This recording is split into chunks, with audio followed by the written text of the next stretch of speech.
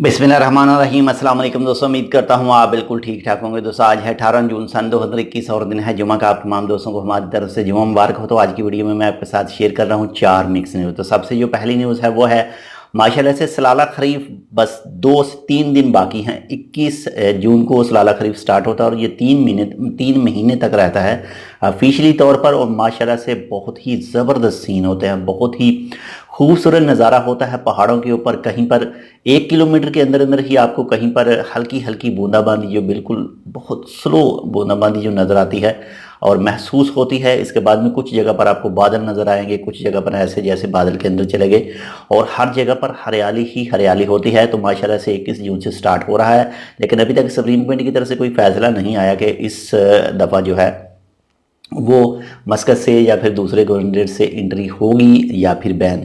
तो इसके बाद नंबर 2 पर जो न्यूज़ है वो ओमान मौसम के हवाले से है कि वेस्टर्न अल हजर पहाड़ जो है वहाँ पर बारिश के चांस बताए गए थे आज। तो बाकी अगर आप वहाँ पर मौजूद हैं तो आप बता सकते हैं। ये अल दहीरा गवर्नरेट में आता है। तो इसके बाद नंबर 3 पर जो न्यूज़ है वो है एयर इंडिया एक्सप्रेस के हवाले से। आज 18 जून एक एयर इंडिया एक्सप्रेस की फ़्लाइट इंडिया से यानी दिल्ली से दुबई के लिए गई, और उसके जितने भी आदमी थे उसमें जो भी अमला था, पायलट थे, सब ही वैक्सीनेशन उनका प्रोसेस मुकम्मल हो चुका है। और ये इंडिया की पहली इंटरनेशनल फ़्लाइट है जिसके तमाम लोग, जो भी क्रियो है, कैबिन क्रियो है और जो भी तमाम लोग हैं वो सब वैक्सीनेट थे। इसके बाद में नंबर 4 पर जो न्यूज़ है वो है इब्रा में जो म्यूनिसिपल पार्टी है उसने एक जो शॉप थी, एक जो सेंटर था उसको बंद कर दिया, यानी जो लंदन सेंटर है उसको बंद किया गया है। उसने वायलेशन की थी ओमान सुप्रीम कोर्ट के रूल की। तो उसकी वीडियो मैं आपके साथ पहले शेयर कर चुका हूं।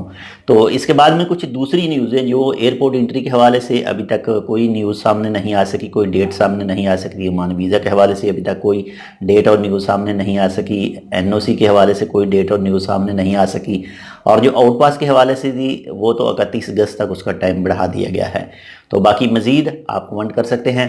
तो मिलते हैं आपसे इंशाल्लाह दूसरी अपडेट के साथ। तब तक के लिए अल्लाह हाफिज़।